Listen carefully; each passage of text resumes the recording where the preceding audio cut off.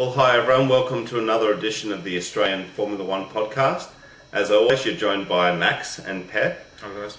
And mate, we're up to episode 47, and it's potentially our last podcast for the year, mate. It could be. Definitely before Christmas anyway, but lately in F1, mate, it's been a bit quiet. There hasn't been much news. A few teams have talked about their launch dates for January, Max. Mm-hmm. We've got Ferrari, Red Bull, and Honda. They've all said they're they've given their launch dates. So, mate, we'll wait and see what the cars look like, I guess. Yeah, it's going to be interesting. I think we're all looking forward to the launch dates, mate, as we do every year. Ferrari have come out and said they're going to launch on the 6th of January, so they're getting in early. Yeah.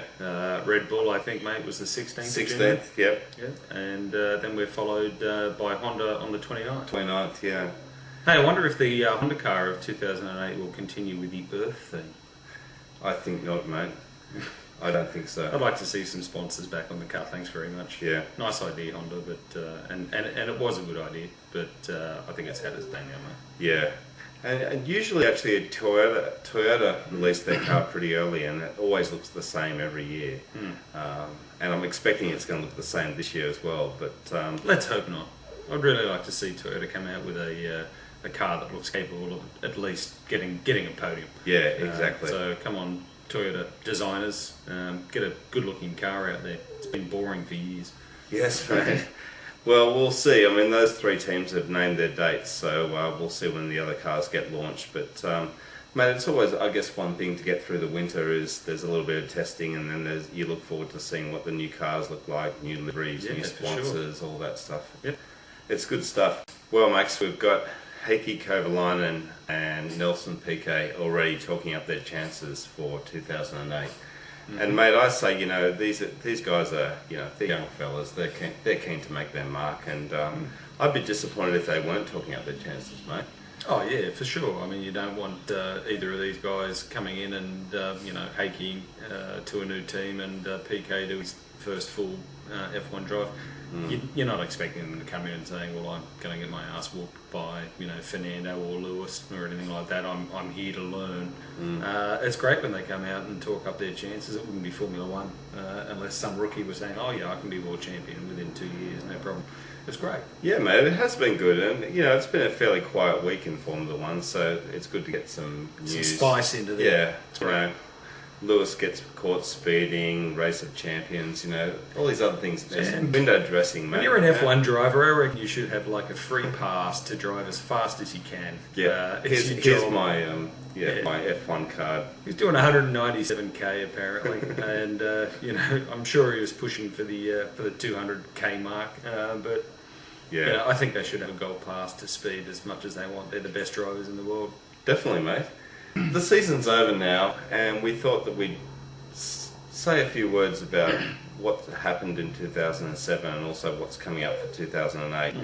And mate, the biggest thing for me, I guess, was the McLaren resurgence. The fact that McLaren did so poorly, in the last few years, and then not only were a race-winning package, but also were vying for the championship. Mate, they had a very poor 2006. They didn't win a race.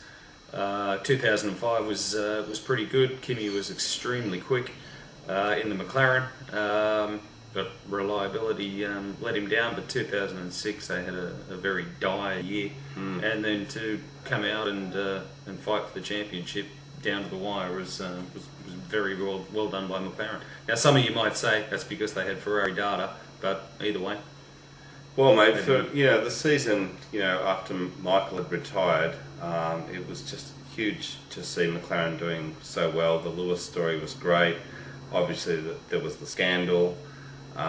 We only had really four drivers winning. Well, we only had four drivers winning races. Yeah. But still, a really exciting season. And it was great, and I was really pleased for Felipe Massa as well at Ferrari. Wasn't overshadowed by his illustrious teammate Kimi Räikkönen. I thought he did a pretty good job. Yeah, and Kimi snuck through and won it. So a massively political season, but also which really we're not going to talk about. No.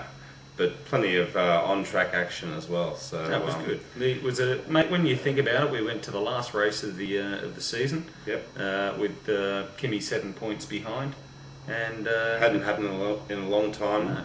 So many drivers been able to. The championship went down to the wire, Yeah. and it was great to the last race. So from a racing perspective, I think it was fantastic. It was a really good season. It was a great season.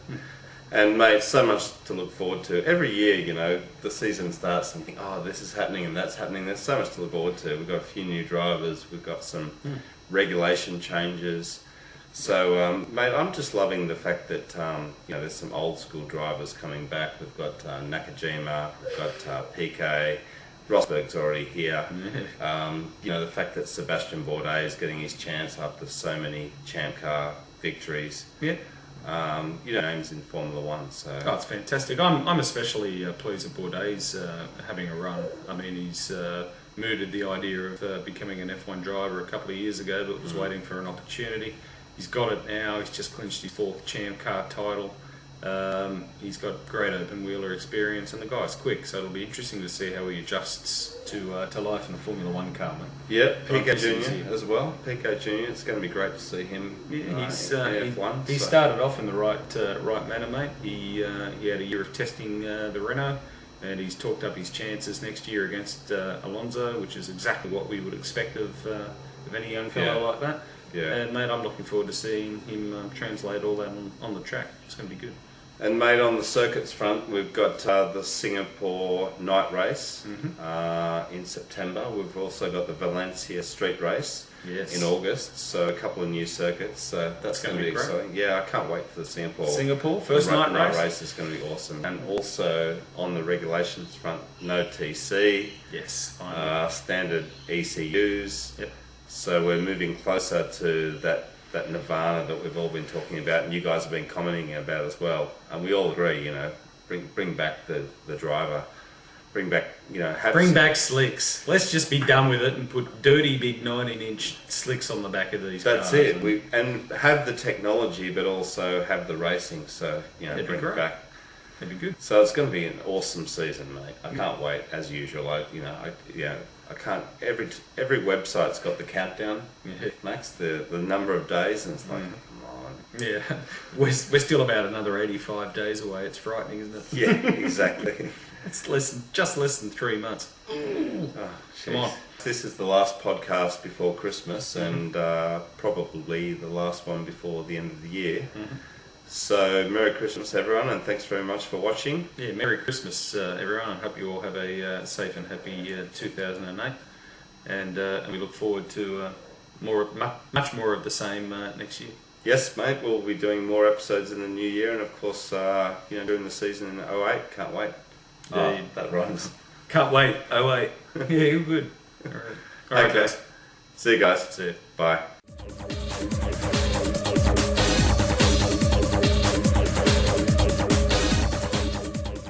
I think it's great that there's a bit of bravado there, and he said, well, I'm not going to take a backward step.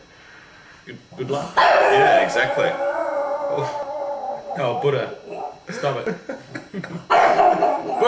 Buddha. Quiet. Oh, man. Buddha makes his debut. That's Buddha. Shh. Buddha. That's our first dog interruption. I know. Awesome.